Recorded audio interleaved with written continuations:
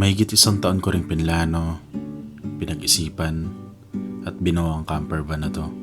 Nung una, ang nasa isip ko lang, gusto ko lang magkaroon ng camper van.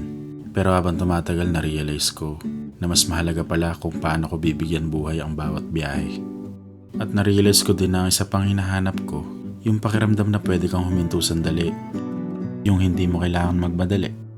Hindi naman ako full-time van lifer. May trabaho pa rin akong asikasuhin. May gawain pa rin babalikan. Pero pinakamagandang parte, hindi mo kailangan iwan ang responsibilidad para magawa ito. At kung may isang bagay man akong gustong gawin, yun ay ang isama kayo sa mabubuong kwento. Hi guys, magandang hapon. I'm Sebastian, just call me Baste para di masyadong mahaba. And finally, tapos na yung ating pinapagawang camper van. Then punta na tayo sa bahay. Sobrang excited ako kasi hindi pa talaga nakikita ng pamilya ko to. Gusto ko ipakita sa inyo yung magiging reaction nila. Then after nyan, van tour na tayo. Tara! Ako na? Yeah.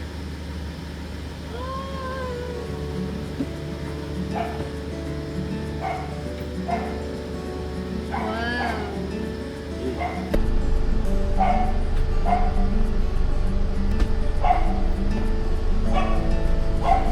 Ganda. Ayos! Wow! Grabe, ang ganda. Ay, wow, ang ganda! Pwede umakyat.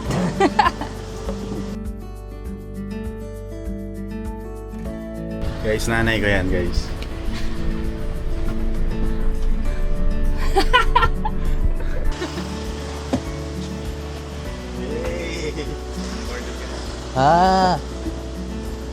Ganda! Wow, nice! Nice naman!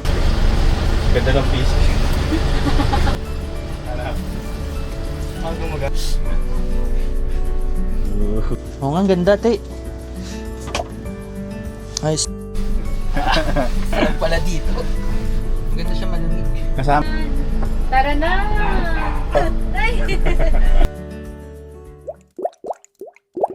Okay guys, start muna tayo sa exterior. Ito yung ating artista van converted to camper van. As you can see, sobrang simple lang. Mas pinili ko talaga maging simple lang. Ang pinaka-upgraded lang talaga dito is gulong natin. Pinalitan natin yung mags at saka yung pang off-road na gulong. Ewan ko kung pang off-road tawag dyan ah. Wala kayong makikita special sa labas. Puro, parang normal na van lang talaga siya. Siya na akong marumi ah, pero bagong ligo talaga yan. Nag-uulan lang talaga nitong mga nakarang araw. Pinili ko black kasi talagang mahilig ako sa color black. Kasi black person ako eh. And then, meron lang tayong sa ilalim na gray water tank kung tawagin. Ito yung waste na nagmumula sa CR tsaka sa sink. This is the gray water tank. Kapag puno na yan, meron lang tayong bubuksan na faucet dyan. Pero syempre, tatapon natin yan sa lugar na kung saan karapat dapat mag-drain. Try natin. Try lang. Yan, ganyan siya. Para hindi tayo magkalat ng waste, magsasalok tayo ng planggana, then tapon sa kanal or sa bahay para hindi tayo magkakalat ng dumi sa kalikasan. Yan lang muna tayo para sa exterior. Guys, sabi ko nga sa inyo, kung sobrang simple na yung exterior, sa interior kami bumawi. Tara, tara!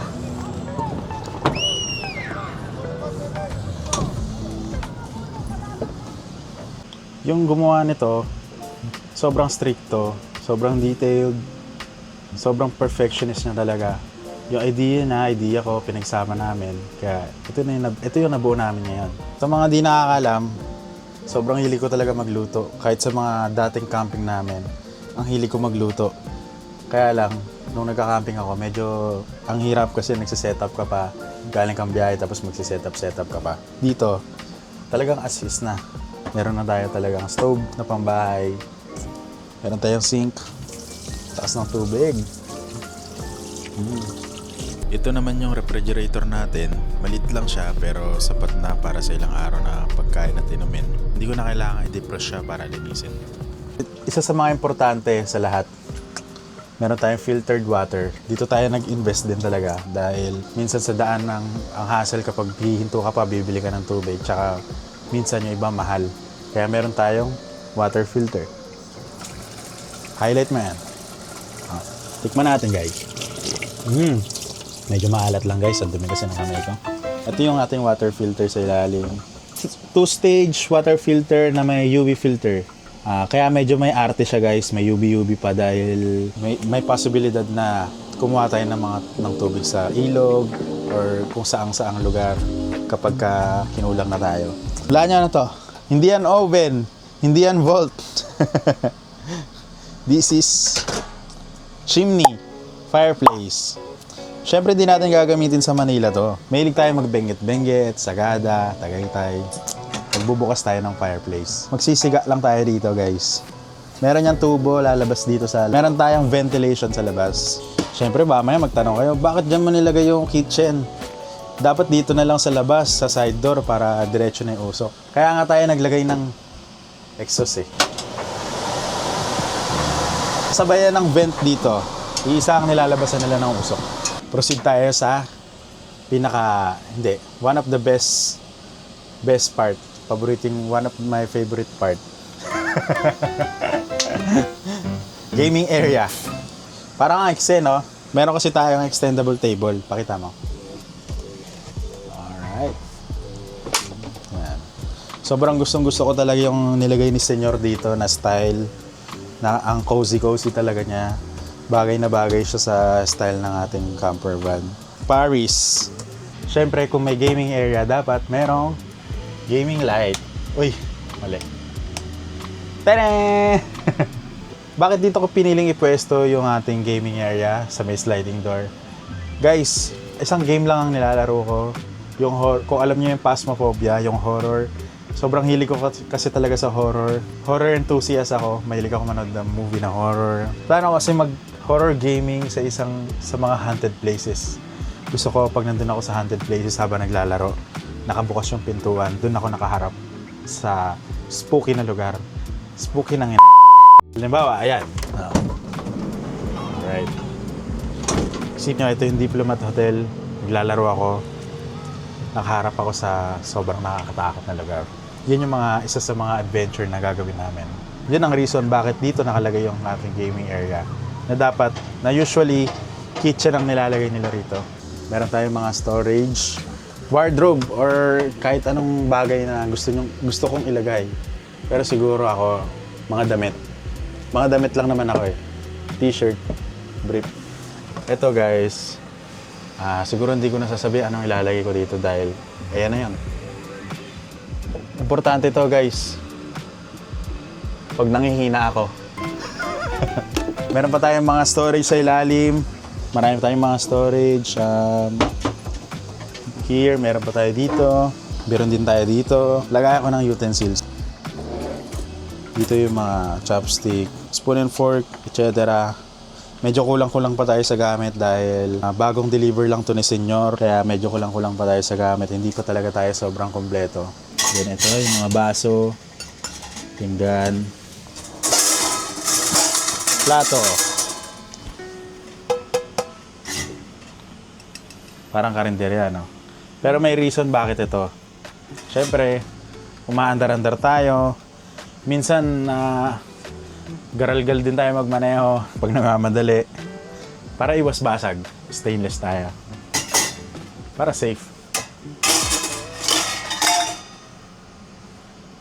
Isa sa mga special na area para sa akin, ang dining, living area. Let's go! Yan. Parang ang laki, no? Ilan kasya dito? 1, 2, 3, 4. Mga 6 na tao kasya dito. Bakit? Kasi guys, sa mga magiging adventure natin, hindi lang naman ako mag-isa. Hindi lang ako solo traveler. Siyempre, kasama natin dyan yung mga special na tao sa buhay ko. Yung mga taong malalapit sa buhay ko. Alam nyo, wala kasi akong paboritong place. Walang paboritong tourist spots. Basta kasama ko yung mga taong malalapit sa buhay ko, nagiging special sa akin yung mga lugar na pinupuntahan namin. So, itong area na to, nagiging kama naman to. Dito sila matutulog. Natatransform to into bed. Ibababa mo lang to, tapos itong mga to, ibababa natin. Then yun, kama na nila. And then marami rin tong storage. Marami tayong storage dito sa ilalim. Pwede tayong maglagay pa ng mga kung ano-ano. Isa, meron pa dito sa kabila. Then guys, ito yung ating inverter, hybrid inverter. Dito natin nakakontrol yung buong power supply natin. Dito natin nakikita ilang battery percentage or ilang wattage ang nagagamit natin sa mga appliances or ilaw. Meron tayong shower, meron tayong faucet. Uy, bakit tabingin na to? Malayo na bumalik. Hindi, minor problem lang yan. Pero ayan guys, ang lakas ng pressure niya. Ito pa yung shower. Ito yung shower guys. Oh! Oh! Uy, gago! Alright. Okay na yan, basta gumagana. Meron tayong portalet. Pero guys, hindi ako direct dudumi or iihi dito. Lalagyan natin ng plastic yan para tali, tapos tapon. Siyempre sa basurahan. Hindi sa kung san-san lang. Ito nga pala yung ating switch control. Dito natin nakakontrol lahat ng appliances, lahat ng mga ilaw, lahat ng nagpapagana ng power. Dito lahat. So guys, kung dito matutulog yung mga kasama ko, saan ako matutulog?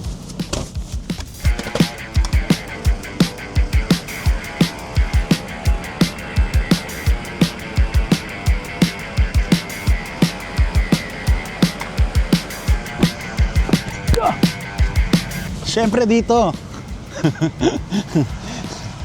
So guys, ito yung ating electric liftable bed.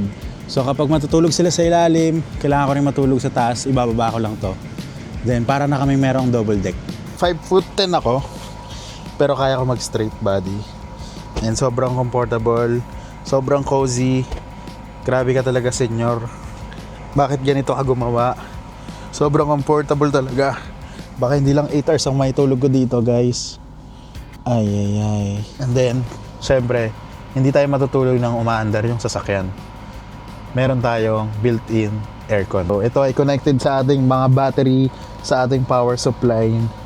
Kahit nakapatay yung ating sasakyan, hindi natin kailangan magpagana ng aircon dahil ang aircon natin na built-in is working by power supply. Parang aircon lang din to sa bahay. Adjustable yung temp, yung fan. Pwede ka magpalit ng mode, cool, fan, dry. Basta yun, tapos may ilaw siya. Nakalimutan ko lang paano paganahin. Kung 5 kami mag-a-adventure, 2 matutulog sa baba, 1 matutulog sa taas. So saan matutulog yung 2?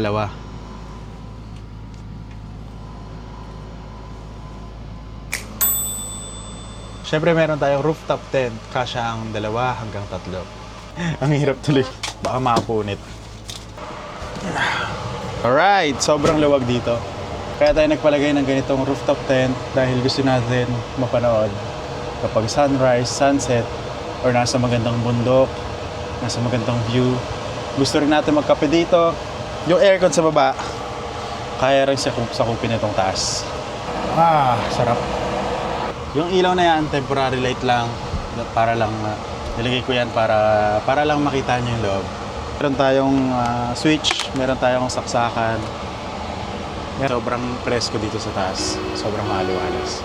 Sa next episode, natutulog tayo dito for the first time. Siyempre, bago tayo bumiyahin ng malalayo, kailangan muna natin alamin yung mga pros and cons, yung mga kulang natin, yung mga kailangan natin idagdag. So ayun, samahan niyo ako sa unang pagligo ko dito, unang pagtulog ko dito, unang pag-gaming ko dito, unang pagluto ko rito, at sa unang pagsindi ko ng fireplace or chimney. At gusto niyo bang malaman kung magkano nagastos ko dito?